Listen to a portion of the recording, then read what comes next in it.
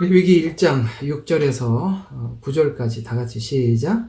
또 번제물의 가죽을 벗기고 각을 뜰 것임이라. 제사장 아론의 아들들은 제단 위에 불을 놓고 불 위에다가 정연하게 나무를 놓고, 제사장들인 아론의 아들들은 각든 부분과 머리와 기름을 제단 위 불 위에 있는 나무에다 정연하게 놓을 것이나, 그 내장과 다리들은 물에 씻어 제사장이 모두 제단 위에 불살라 번제로 희생으로 불로 드리는 제사가 되게 할지니 주께 향기로운 냄새니라. 아멘. 자, 이제 본격적으로 이제 제사에 대해서 이제 설명을 합니다.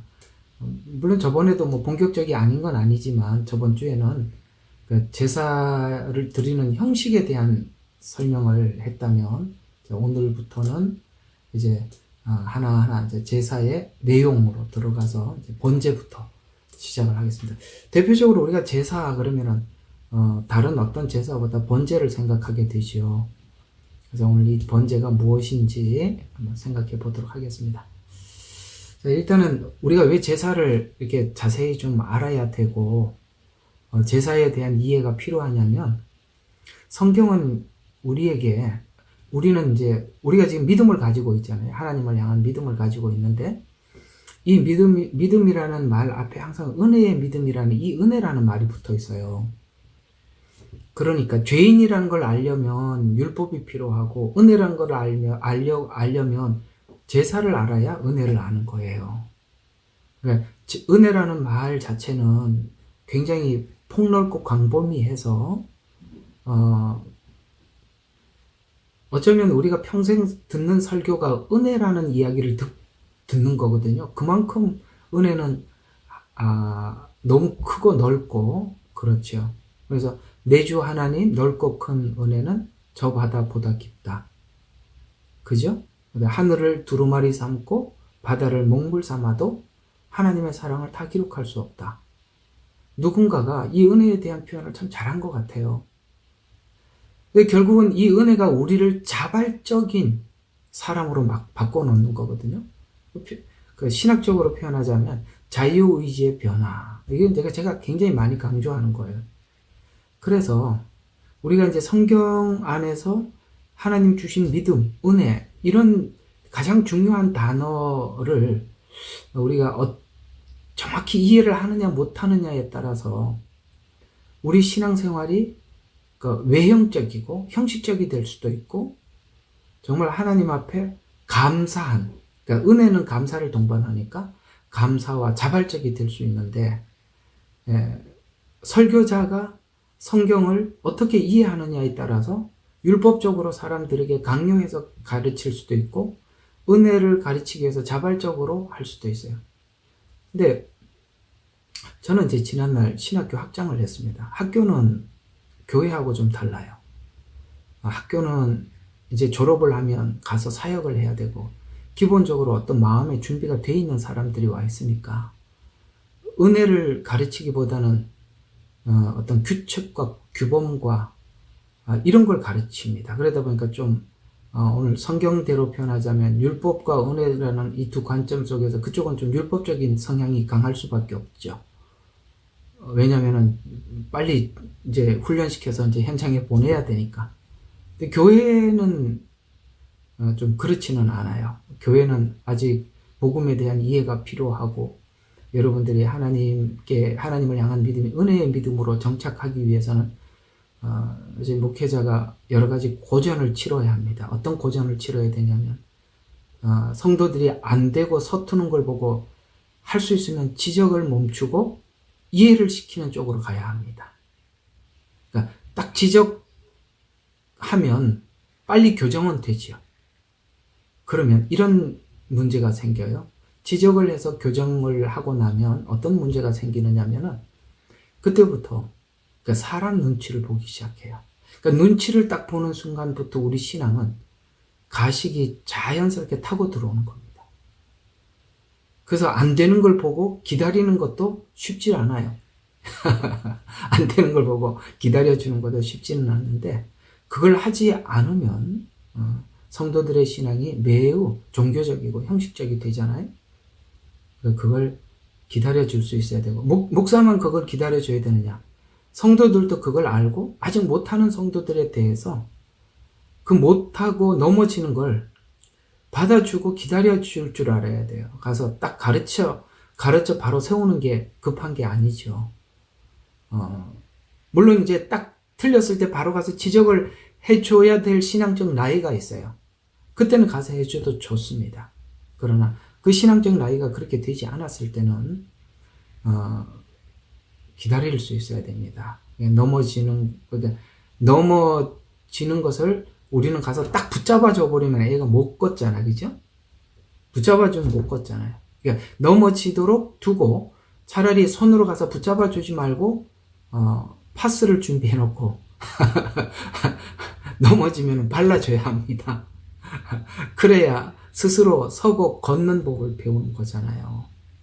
하나님 교육 방법이 넘어지는 사람을 가서 딱 붙잡아 주는 것 같아요? 아니면 넘어지면 가서 파스 발라주는 교육 방법 같아요? 아시죠? 이제 아시겠죠? 두 번째 방법이라는 거. 하나님 그런 방법을 동원해서 우리를 가르치고 있거든요. 그러니까 이 방법을 하나님만 쓰는 게 아니라 교회도 그 하나님의 그 교육 방법을 알고 함께 가르쳐 줘야 돼요. 그럴 때 하나님과 이렇게 호흡을 맞출 수 있는 성도로 바꿔놓을 수 있는 거예요.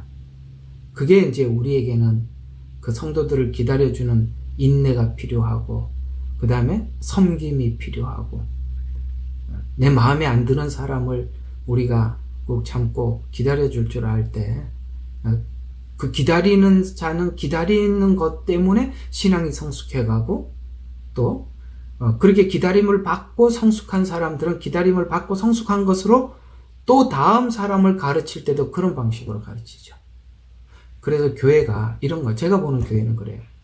오늘 제가 이 제사를 가지고 은혜를 이렇게 설명하는 이유는, 우리는 이 제사를 드리는 방식을 충분히 숙지를 하고 교회가 그렇게 정착을 할 때 교회는 매우 자발적이 되고, 하나님이 성경에서 말씀하신 대로 그 코드를 맞춰서 성도들의 삶을 살아가게 되는 거예요.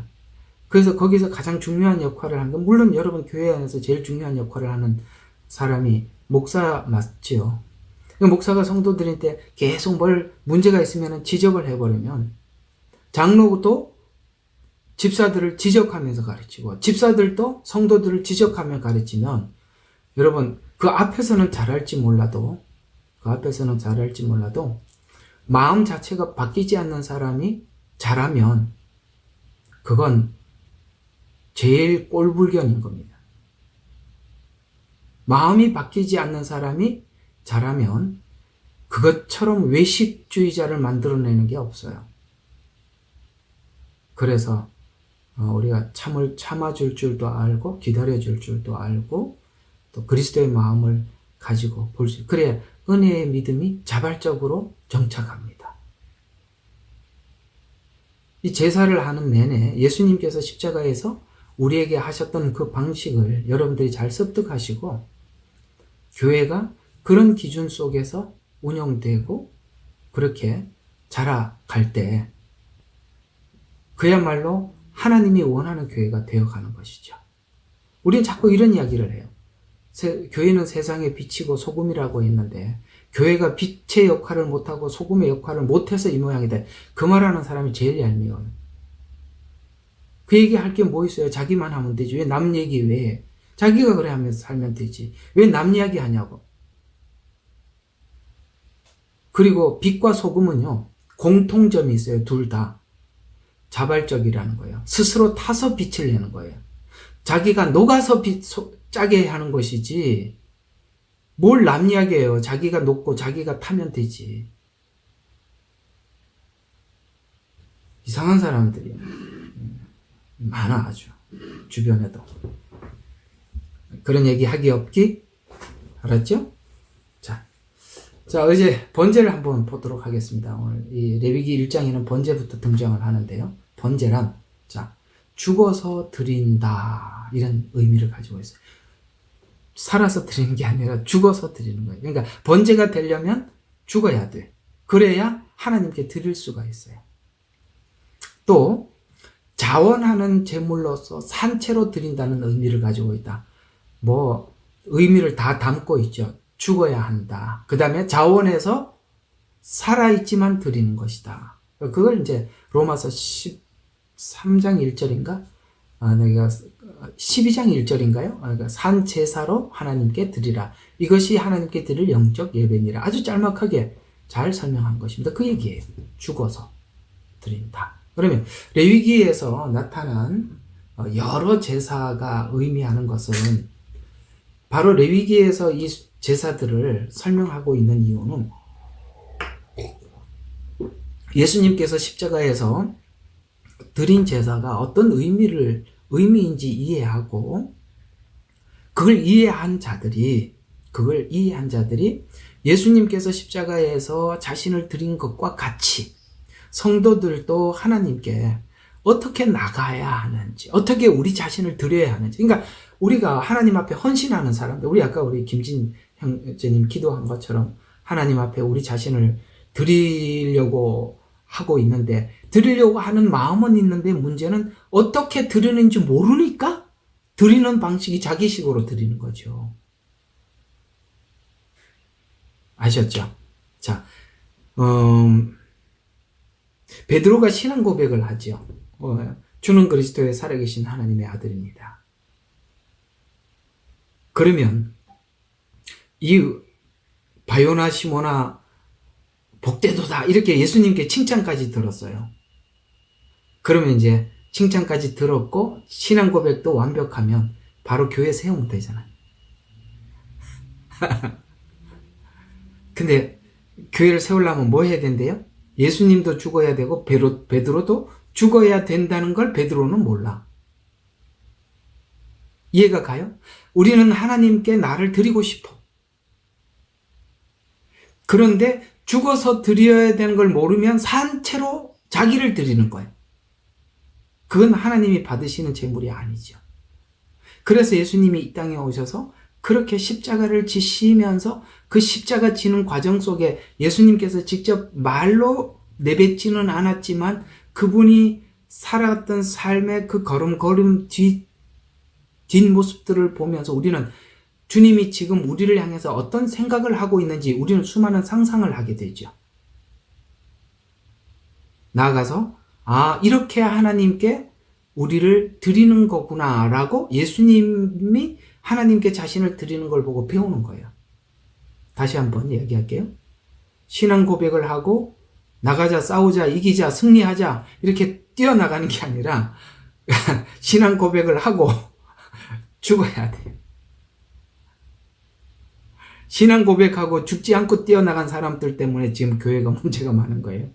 다 살아서 파닥파닥거리고 있는데 자기는 완벽하다 이렇게 생각을 하거든요.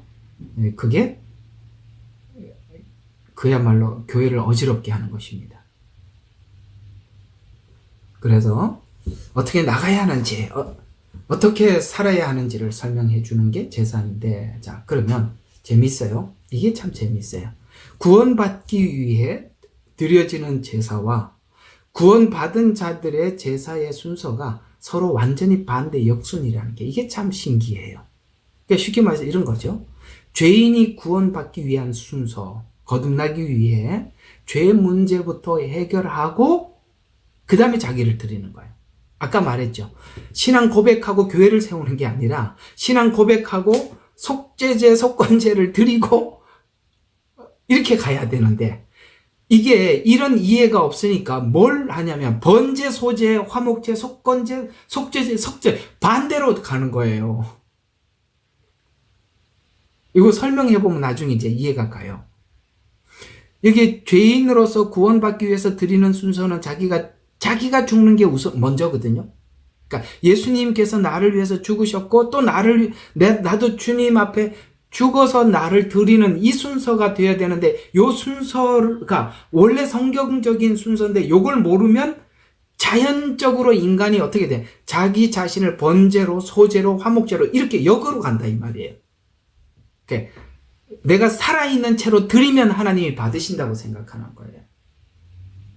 그래서 하나님은 죽여놓고 시작하죠. 성경의 인물들 보세요. 안 죽고 시작한 사람이 누가 있나? 그죠? 예. 모세도 죽고 시작했고 야곱도 죽여서 시작하죠. 그러니까 죽어야만 누가 살아요? 이게 이삭 이야기예요. 죽어야만 주님이 사시니까 아브라함이 이해했던 하나님 은혜의 믿음이라는 것을 최종적으로 이해했던 것은 죽어야 사는구나. 이걸 배운 거예요. 그래서 이삭을 드린 겁니다. 그래서 속건제 속죄제 이거는 향기롭지 않은 제사예요. 향기롭지 않은 제사. 왜? 내 죄 때문에 드리는 제사니까. 그리고 화목제, 소제, 번제는 향기로운 제사예요. 그러니까 구원받기 위해서는 내 죄 문제 해결부터 해야 되는 거예요. 그런데 구원받은 자들은 이제 그리스도 안에서 죽어서 내가 그리스도 안에 죽었으니 하나님께서 향기를 받으시죠. 번제, 소제, 화목제는 향기로운 제사거든요. 근데 여기 이제 오늘 이 번제는 속죄제와 함께 드릴 수도 있고 속건제와 드릴 수도 있어서 쉽게 말해서 이 죄 문제를 해결하는데 곁들여서 드리는 제사. 그래서 번제는 향기로운 제사를 드릴 때도 번제가 들어가 있고 향기롭지 않은 제사를 드릴 때도 번제가 들어가 있고 또 속죄제, 속건제 이런 걸 드릴 때 소제와 함께 드리고 이게 이제 나중에 이제 섞여질 때가 어떤 상태인지 분리가 되어야 하는 데가 어떤 상태인지는 좀 따로 설명을 하겠습니다. 그러면 이스라엘 백성들이 이제 속죄제와 속건제 특별히 여러분 그 욤키푸르 대속죄일 날 드렸던 제사는 여러분 이 5대 제사 쭉 보니까 이 5대 제사 중에 어떤 제사였던 것 같아요? 속건제 속죄제거든요. 죄 문제 때문에 그랬던 거거든요. 그래서 1년 동안 지었던 죄를 용서함을 받았다. 이렇게 성경은 이야기하고 있어요. 속죄제 속건제였는데 그 욤키푸르 그때 드렸던 이 제사가 욤키푸르 설명을 하려고 머릿속에 생각을 했다가 설명을 하다가 잊어버렸습니다. 이런 것도 있습니다. 설명을 하다가 잊어버릴 수도 있습니다. 네. 그냥 지나갑시다. 나중에 생각나면 하고. 재밌죠? 그래서 하나님께 거듭남을 위해서는 역순으로, 거듭난 자들은 순방향으로 이렇게 드리는 것입니다. 욤키푸르 이야기니까 그때 향기로운 제사가 아니에요. 이 대속죄일은. 그 얘기하려고 그랬다. 이제 생각났습니다. 향기롭지 않아요. 이제 나중에 이제 이 제사 드리는 원리들을 쭉 설명을 해보면 이게 왜 향기롭지 않는지 이렇게 그 이제 설명이 될 겁니다. 어쨌든 우리 기본만 좀 들어가도록 하죠. 자, 그러면 제사. 우리 지금 아벨과 가인 창세기 4장에 제사가 잠깐 언급이 되었다가 계속 안 나오다가 그 제사 이야기가 다시 아브라함 이야기 속에 다시 등장하고 있다는 거. 여기 보세요. 그렇게 되어 있거든요. 그렇죠? 예. 그러면 성경에 하나님은 뭔 중요한 설명을 할 때, 무슨 중요한 설명을 할 때마다 아브라함 이야기를 가지고 설명을 하기를 즐겨 한다는 걸 아시죠? 로마서에 구원을 설명할 때도 아브라함 이야기가 들어오고 히브리서에 믿음 이야기할 때도 아브라함 이야기를 가지고 설명을 하고 아주 중요한 사건마다 아브라함 이야기가 등장한다는 것은 하나님은 앞으로 모든 하나님께서 우리를 구원하시는 방식이나 하나님이 일하시는 모든 방식에 아브라함이 걸어갔던 길이 기준이 되고 샘플이 된다는 얘기가 되는 거예요. 아브라함을 제가 이제 설교하면서 계속 강조했던 게 이 부분일 겁니다. 여러분, 아브라함을 모르면 성경 전체를 보는 시각 자체가 이렇게 삐뚤어진다는 걸 여러분 이야기했을 것입니다. 아브라함을 어떻게 보느냐? 근데 이게 아브라함 이야기가 어떤 부분에서 좀 잘못 사람들에게 설명되어졌냐면 좀 교정을 해보고 싶은 게 있어요. 그러니까 교정을 해보고 싶은 게 뭐냐면은 너무나도 창세기 22장에 이삭 드린 사건이 잘못 설명되고 있다는 거예요.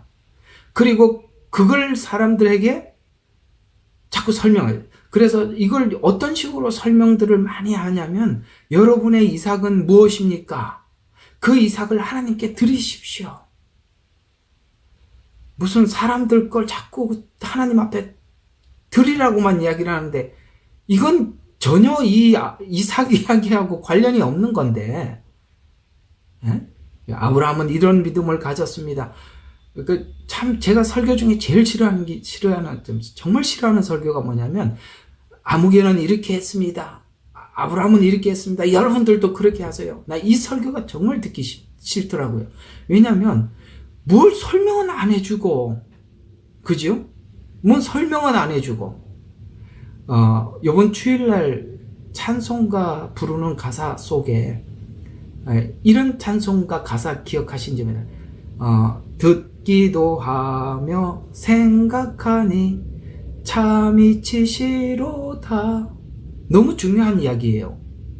듣기도 하고 생각하니까 여러분들이 설교를 들으면서 듣기도 하고 생각하니 참 이치시로다. 이렇게 돼야 우리가 하나님 앞에 수긍을 하는 거예요. 뭐 들은 것도 없고 생각해 본 것도 없고 참 이치도 아닌데 이해도 안 가는데 아무개가 이렇게 했으니 나도 그렇게 하라니, 아무개가 왜 그렇게 했는지 설명을 해주면 나도 하겠는데 왜 그렇게 했는지 설명은 없고 하라고 이것만 강조를 하니 참 답답할 노릇이죠. 예. 하나님은 그렇게 우리에게 무조건 맹종하라 그런 게 아니라 왜 성경을 길게 썼겠어요? 우리를 이해시키려고 하는 거거든요. 그래서 이 아브라함을 어떤 시각으로 보느냐가 참 중요한 건데요. 자, 우리 창세기로 한번 돌아가 봅시다. 창세기 12장에 이제 부름을 받고 쭉 앞쪽 이야기는 좀 지나가고, 우리가 신학적으로 신약 성경 특히 로마서와 연결시켜 봐야 될 것이, 자, 이렇게 생각하면 돼요. 자, 창세기 15장에 보면은 아브라함이, 자, 15장 6절 봐요. 시작. 아브라함이 주를 믿으니 주께서 그것을 그에게 의로 여기셨더라. 칭의예요. 여기다가 꼭 적어 놓으세요. 이게 칭의예요. 의로 여기셨더라 라고 했습니다. 그러면 우리 또 하나 봐요. 그 중요한 사건이 여기하고 또 하나가 어디냐면 22장이잖아요. 그죠? 자, 하나님께서 22장 14절 아브라함이 그곳 이름을 여호와이레라 불렀더니 오늘까지도 말하여 지기를 주의 산에서 그것을 보여지리라. 여호와이레. 지금 하나님께서 수풀에 걸린 양을 하나님께 대신 잡아 드리라고 하고 아브라함은 여호와이레라 이렇게 얘기했습니다. 그러면 22장은 전부 다 아브라함이 이삭을 바친 사건이죠. 그러면 22장은 뭐죠? 성화예요. 그러니까 15장은 칭의를 설명하게 믿으니 의로 여기셨다. 그리고 그 의가 결국은 하나님을 믿는 삶으로 자기 하나님이 주신 걸 하나님께 되돌려 드리잖아요. 이삭을 하나님으로부터 받았죠. 그 하나님으로부터 받은 것을 하나님께 되돌려 드리죠. 하나님께 받은 은혜를, 하나님께 받은 칭의를 삶으로 하나님 앞에 올려 드리는 것입니다. 이렇게 하나님이 구도를 잡아놨다고요. 이 순서가 성경 어디 가도 안 바뀌어. 왜 안 바뀌었다는 그 증거가 뭐냐면 하나님께서 이런 얘기를 할 때마다 하나님은 아브라함을 들고 나오는 거예요. 그래서 성경은 칭의를 설명하고 있는 로마서도 아브라함을 설명했고 행함을 강조하고 있는 야고보서에도 하나님께서 아브라함이 입으로 의롭다함을 얻었느냐? 행함으로 얻었다. 그 행함이 뭐예요? 22장을 이야기하는 거예요. 그러니까 이렇게 생각하면 돼요. 그러니까 창세기 5장은 로마서를 설명하는 주안점이라면 22장은 야고보서를 설명하는 핵심이라 이 말이에요. 성경은 이 두 관점에서 딱 세팅을 하고 지나가는 거예요. 믿음이 의로입니다. 그러면 하나님이 하실 방식에 대해서 믿었어요. 그렇죠? 하나님을 믿었어요. 그러니까 하나님이 의롭다라고 말해 주었어요. 그러면 아브라함이 하나님을 믿으니라고 말하는 아브라함이 믿었던 그 하나님은 뭘 믿었나? 이게 좀 궁금하죠? 아브라함이 하나님 믿었어요. 뭘 믿었나? 그 뒤편에 나온 거예요. 자, 8절부터 17절이 그 이야기예요. 자, 이 8절부터 17절이 아브라함이 이제 여기 6절에는 믿었다고 하는데 내가 이렇게 묻잖아요. 8절. 그가 말씀드리기를 주 하나님이여 내가 이 땅을 유업으로 삼을 줄 무엇으로 알리이까? 하나님 증거를 우리가 이 아브라함이 물었던 이 질문을 해야 되는 거예요. 맞죠? 하나님 무엇으로 그걸 증명하시겠습니까? 제가 뭘 근거로 믿어야 되는지 그걸 좀 제시해 주세요. 라고 물었더니 하나님이 딱 대답을 뭘로 했어요? 번제로 했다고요. 번제. 그게 오늘 번제잖아요. 그렇죠? 저 구절 보니까 이게 번제지요? 그에게 말씀하기를 나를 위하여 3년 된 암소 그 다음에 3년 된 암염소, 순양, 산비둘기, 집비둘기를 취해라. 그것을 가지고 쪼개서 이렇게 쭉쭉쭉 하다가 이게 이제 다 이 번제에 관한 이야기지 않습니까? 그러면서 어디를 보냐면은 17절에 보니까 아브라함이 하나님을 믿었는데 하나님의 뭘 믿었냐? 번제를 가지고 하나님은 아브라함에게 믿음을 주셨는데 17절이니까 이 제사를 어떻게 드리겠다? 해가 져서 어두워졌는데 연기 나는 가마가 보이며 불타는 등이 쪼갠 고기 사이로 지나가서 하나님의 약속을 이렇게 보여줬다. 그러니까 어떻게 하실 것을 하냐면 너하고 나하고 약속을 하자. 약속 당사자는 둘인데 약속을 이행하는 거는 나다. 내가 한다. 이렇게 설명을 하고 있는 거예요. 약속은 둘이 같이 했어. 아셨어요? 그런데 아브라함은 이 약속을 지키지 못하는 걸 하나님이 아시죠.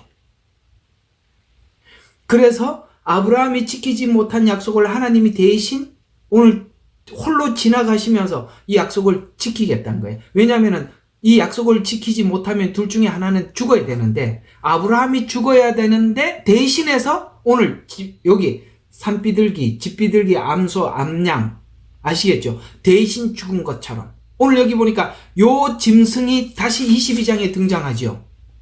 수풀에 걸린 양으로 등장한다 이 말이에요. 번제라는 거예요. 여러분 진짜 어려운 이야기를 지금 소화하고 계시는 거예요. 그러나 이걸 소화를 하면 여러분이 이게 복음이구나 이렇게 알 수 있게 돼요. 하나님이 홀로 지나가셨다. 그러니까 자 다시 한번 정리해봐요. 지금 하나님께서 아브라함을 불러내서 지금까지 여러 가지 경험을 하게 했죠. 그 소돔과 고모라에서 그 롯을 구해내기도 하고 그죠? 멜기세덱을 만나서 11조를 드리기도 하고 하나님의 주권을 인정하고 막 그렇게 돼서 이제 드디어 하나님의 그 일하심이 자기 인생 삶에 들어오셔서 어떤 일을 하고 있는지 그 하나님이 자기 인생을 간섭하고 있다는 걸 지금까지 봤어요. 그러니까 이제 아브라함이 15장에 와서 드디어 이제 하나님께서 내가 너로 너를 통해서 열방이 복을 받게 할 것이다. 참 아브라함도 답답하고 지금 아브라함이 지금 할 수 있는 건 믿음 이외에는 아무것도 없는 거예요. 왜냐하면 내가 너의 후손을 통해서 천하 만민이 복을 받게 한다고 했는데 후손은 없고 자기 혼자밖에 없는데 아니 무슨 후손이에요? 그러니까 아브라함이라는 이름도 너무 기가 막히죠. 열국의 아비. 아니 자식도 없는데 무슨 열국의 아비예요. 이게 그러니까 지금 아브라함이 할 수 있는 거는 오직 한 가지밖에 없죠. 그죠? 하나님이 말한 걸 믿는 것밖에 이 방법이 없는 거예요. 그래서 15장에 와서 하나님은 지금 앞에서 일하신 걸 보니까 하나님 어떤 분인지는 알겠고 15장에 와서 드디어 고백하는 게 하나님을 믿습니다. 라고 했더니 그래 그럼 내가 그 믿음을 어떻게 하면 알죠? 라고 했더니 하나님이 15장에 이 번제라는 걸로 대답을 해주는 거예요. 그러면 여러분들이 하나님을 믿습니다라고 고백을 하지요. 그 고백하는 신앙 고백이 뭐예요? 오늘 이 번제의 주인공인 예수님이 구원하신 그 방법. 오늘 여기 그걸 이야기하는 거야. 번제라는 방법, 십자가라는 방법으로 우리를 구원하시는 하나님이라는 것을 하나님이 점점 밝혀주시는데, 밝혀주셔서 그걸 믿는다는 거야. 다시 아까 베드로 이야기로 또 돌아가서 다시 설명을 해볼게요. 신앙 고백은 분명해. 오늘 그 베드로가 신앙 고백했던 것은 이제는 감을 잡아요. 자, 그러면 주는 그리스도여 살아계신 하나님의 아들입니다 라고 고백한 것이 창세기 몇 장? 15장 됐죠? 창세기 15장. 그래서 네가 죽고 네 생각이 죽고 네 의지가 죽고 하나님의 영으로 하나님의 은혜로 그 일을 완수할 수 있단다가 베드로로 표현하자면 요한복음 21장 네가 나를 사랑하느냐 아시겠죠? 그게 창세기로 말하면 어디? 22장. 그러면 우리 이제 목요일날 야곱 이야기하니까 야곱, 자, 칭의 몇 장? 아버지한테 안수받은 거죠. 축복받은 거죠. 성화 어디에서 시작됩니까? 야복강이죠. 이 두 개가 있다는 거야. 두 번의 만남. 저번에 내가 설교 한번 했듯이 두 번의 만남. 바로 그 얘기예요. 근데 이상하게 우리는 첫 번째 만남이 다 만남의 끝이라고 생각하는 분들이 많아요. 하나님은 우리도 모르게 두 번째 만남의 자리로 이끌어 가시는 것입니다. 구원받은 자들은 반드시 하나님이 그 자리로 이끌어 가는 거예요. 진통이 있겠죠. 어쩌면 더 큰 진통은 이런 것일 수 있습니다. 설교자는 그걸 가르쳐 줘야 되는 게 설교자의 책임이에요. 성도들, 하나님이 이러이러하십니다. 이렇게 일하시는 분입니다. 이걸 설교자가 가르쳐 주면 성도들은 그걸 알고 가는데, 그걸 안 가르쳐 주면 성도들은 그야말로 미지의 세계 속에서 헤매는 거예요. 그게 바로 설교자의 책무고, 그걸 듣고 갈 수 있다면 여러분들은 하나님의 일하심을 받아들이게 되고 이해하게 돼요. 그래서 하나님께서 아브라함이 하나님을 믿었다. 어떤 걸 믿었냐? 하나님께서 하실 방식에 대해서 믿었다. 그것이 8절과 15장 8절과 17절을 보니까 번제라는 방식이었더라. 여기 창세기에는 번제가 구체적으로 안 나오지만 430년 후에 모세를 통해서 이 출애굽기, 레위기를 통해서 이 제사법을 그때 설명을 하겠지만, 그러나 이미 아브라함에게 이 방식을 설명을 해 주셨었다라는 거예요. 그래서 점진성, 여기는 번제가 이렇게 나오지만 레위기에 가서는 구체적으로 설명을 하고 있고, 그 완성은 십자가에서 이루는 거죠. 그래서 자, 그 번제로 드릴 제물을 어떻게 주시는가? 자, 어떻게 주셨어요? 자, 창세기 21장 1절에서 3절이죠. 자, 그 번제로 드릴 제물은 어떤 제물로 준비하셨는가? 여호와 이레. 아까 여호와 이레 어떻게 주님이 준비하셨나 한번 봅시다. 다 같이 21장 1절에서 3절 시작. 주께서 자신이 말씀하셨던 대로 사라를 찾아오셨으며, 또 주께서 자신이 말씀하셨던 대로 사라에게 행하였으므로 사라가 임신하여 늙은 나이의 아브라함에게 아들을 낳으니, 이는 하나님께서 그의 말씀하신 정하신 때라. 여기 공통된 말이 계속 뭐가 나오죠? 말씀하셨던 대로, 그 다음에 그 말씀이 정하셨던 때라 라고 하면서 하나님은 사라에게 찾아오셔서 늙은 나이에 아브라함에게 아들을 낳았다라고, 드디어 낳았다고 이야기하고 있습니다. 이걸 보면 이제는 어떤 생각이 듭니까? 하나님께서 그 제물을 준비하시는데 출생할 수 없는 사라의 몸을 통해서 주신 것처럼 여인의 후손을 통해서 그 재물을 준비할 것이다. 모형적으로 바로 이삭은 예수님의 재물되는 모형입니다. 이렇게 딱딱 잡히지요? 창세기 3장에서 아담과 하와에게 여인의 후손을 통해서 라고 하셨던 그 말씀이 아브라함에게서 좀 더 확산시켜서 둘이 절대 출산할 수 없는 걸 확인시키고 그 다음에 이삭을 출생해. 그래서 이삭이 이름이 뭐죠? 이삭이라는 이름이 웃음이죠. 근데 왜 이 웃음이라고 하나님이 이삭이라고 지으라라고 해서 이삭이라고 지었잖아요. 근데 왜 이 이름을 이삭이라고 지은지 혹시 그 뒷 배경은 아세요? 네. 천사가 사라에게 와서 내년 이맘때 자식이 있을 것이다. 그랬더니 그 천막 뒤에서 피식하고 웃었죠. 그게 비웃음이에요. 그 비웃음이 이삭이라는 웃음으로 바뀐 거죠. 그래서 이삭이에요.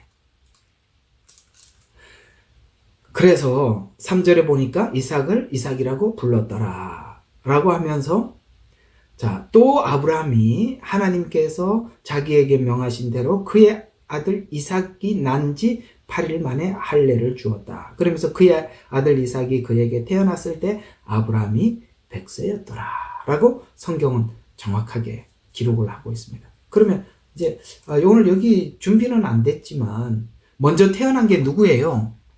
이스마엘이죠. 그러니까 이스마엘과 이삭은 갈등 관계에 있죠.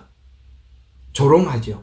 9절에 보니까 사라가 보니 이집트인 하갈, 이집트는 세상을 상징합니다. 자, 하갈의 아들 곧 그녀가 아브라함에게 낳아준 아들이 조롱하고 있더라. 그래서 내어 쫓더라. 여러분 이게 지금 뭘 설명하는지 그 감이 오세요? 율법과 은혜의 관계입니다. 이걸 다시 이 내용, 여기는 사람들 사이의 갈등이지만 그러니까 이삭과 이스마엘의 갈등이지만 이걸 이제 로마서에서는 율법과 은혜라는 관점에서 다시 잘 정리를 하는 겁니다. 아시겠죠? 아브라함 이야기가 얼마나 중요한지 아시겠죠? 이걸 잘못 보면 성경 전체를 잘못 보는 거예요.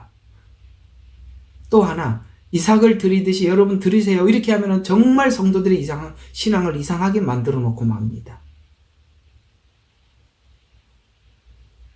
자, 그래서 하나님이 이걸 준비를 하셨는데 번제로 드릴 자신을 하나님이 준비하셨죠. 그래서 22장 8절에 보니까 이삭이 바로 번제물이 되죠. 번제물이 되죠. 그게 바로 이삭은 십자가를 지고 가는 예수님의 모형입니다. 모리아산에 올라갔던 그 내용이 그런 상징적 의미를 가지고 있는데요. 자, 22장 8절을 한번 보죠. 그러니까 이삭이 아브라함에게 질문을 하죠. 아브라함이 자 7절부터 이삭이 그 아비 아브라함에게 고하여 말하기를 나의 아버지여 하니 그가 말하기를 내 아들아 내가 여기 있노라 하니 그가 말하기를 불과 나무를 보소서. 그런데 번제에 쓸 어린 양은 어디 있나이까 하자. 뭐예요? 아브라함이 말하기를 내 아들아 하나님께서 자신을 번제에 쓸 어린 양으로 마련하실 것이라고 하고 두 사람에게 함께 가더라. 여러분 이게 하나님께서 계시를 주셔서 정신이 하나도 없는 상태에서 한 말 같아요? 아니면은 다 알고 하는 말 같아요? 한번 물어보자.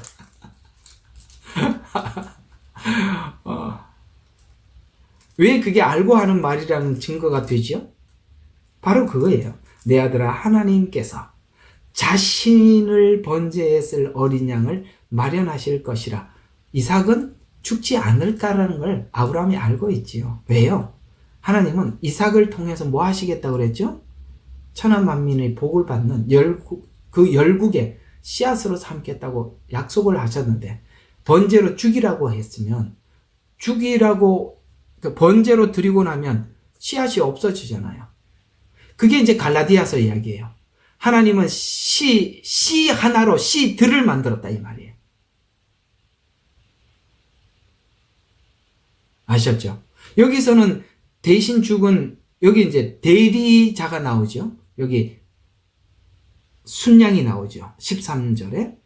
요게 이제 13절에 있는 순양이 아까 하나님께 아브라함이 제사를 드렸던 거기 그 제물들 안에 순양이 함께 들어가 있는 거죠. 제가 이제 아브라함 이야기를 이제 은혜의 믿음이니 뭐 이런 쪽으로 설명을 했는데 제사 쪽에서 설명하니까 여기서 드렸던 이 제사, 이삭의 제사, 이렇게 제사로 또 설명하니까 또 새롭지 않습니까? 네, 또 새로운 거예요. 그래서 여호와 일에 하나님이 준비하셨다. 그래서 준비를 하셔서 이삭 대신 순양을 잡아 드렸는데 이게 뭐였었냐? 도대체 이게 뭐였었냐? 요거까지만 좀 이게 뭐였었나? 자, 히브리서로 가요. 이게 뭐였었나? 여기 히브리서가 그 모든 내용, 구약 전체를 탁 기준을 삼아 답을 탁 제시해 주고 있죠. 17절에서 19절입니다. 여호와 일에 준비하셨던 그것이 무엇이냐? 결국은 하나님이 이걸 준비하셨다. 이렇게 말씀하고 있는데요. 자, 히브리서 12장 17절에서 12장 17절이 아닌데요. 어디 갔어요? 11장 17절일 거예요. 이건 뭔가 잘못 적었습니다. 이렇게 적으면서도 맞네요. 11장입니다. 자, 제가 봉독해 드리겠습니다. 믿음으로 아브라함은 시험을 받을 때에 이삭을 제물로 드렸으니. 자, 보세요. 이상하죠? 여러분, 이삭을 제물로 드렸어요? 아니면 순양을 드렸어요? 순양을 드렸는데 히브리서에서는 뭐를 드렸대요? 이삭을 드렸대요. 재밌죠? 예. 자, 계속 봐요. 이삭을 드렸더니 그 약속들을 받은 자가 그의 독생자를 드린 것이라. 지금 아브라함은 이삭 독생자를 드린 것이라. 그에 관해서 말씀하시기를, 자, 이제 이렇게 넷이라 불릴 자는 이삭에서 난 자라고 하셨으니, 요건 누가 들었던 이야기? 아브라함이 들었던 말이에요. 그러니까 하나님이 아브라함에게 했던 말을 아브라함은 듣고 믿었고 조금도 흔들림이 없었어요. 그래서 18절 이삭에서 난 자라 라고 하나님이 아브라함이 그렇게 말씀하신 것을 들었으니 그는 하나님께서, 자, 요거예요. 죽은 자, 요게 포인트예요. 죽은 자들로부터 그를 살리실 수 있으리라고 생각하였습니다. 아까 보세요. 시험을 받았다라고 17절에 말하고 있고 19절에는 생각하였음이라라고 하였습니다. 그러면 그 시험은 하나님의 말씀을 듣고 믿음으로 생각을 하고 그 믿음을 실천에 옮김으로써 그 믿음이 된 거죠. 그러니까 우리는 하나님에 대해서 배우려고 하지도 않고 알려고 하지도 않으면서 막연하게 믿음을 갑자기 어느 날 내가 마취된 믿음을 달라고 하는데 하나님은 우리에게 준 믿음을 그렇게 주지 않았어요. 아브라함에게 마취시켜서 이삭을 주고 마취시켜서 이삭을 드리라고 하고 이렇게 안 하고 계속 하나님은 아브라함을 100세 때 이삭을 출생을 하지만 75세 때 부름을 받아서 25년 동안 하나님은 아브라함을 이해시켰다고요. 우리가 이렇게 이해되지 않는 믿음을 가지고 믿음이라고 착각하지 말라고요. 하나님도 우리가 믿음이 되기 위해서 이렇게 이해시켜주고 설득해주는 거예요. 시험을 받을 때 생각하였음이라. 뭘 생각했다고요? 하나님이 말씀하셨던 그 말씀대로 하나님이 그렇게 이루시는 하나님이라는 것을 믿고 생각하고 시험을 이겼다. 이렇게 성경은 이야기하고 있어요. 그런데 이삭을 데리고 올라가면서 하나님 분명히 이삭을 통해서 그렇게 약속하셨고, 그렇다면 만약에 내가 이삭을 이 자리에서 번제로 드려서 잡더라도 다시 살리실 줄로 믿었대요. 잡더라도 살릴 줄로 믿었는데 하나님은 도리어 뭘 준비해놨더라? 양을 준비해서 드리게 하더라. 그런데 보세요. 아브라함은 이삭을 드리지 않고 순양을 잡아서 드렸는데 하나님은 아들을 실제 잡았다고요. 그게 처음에 아브라함에게 언약했던 언약식에서 하나님 홀로 지나가더라. 아시겠습니까?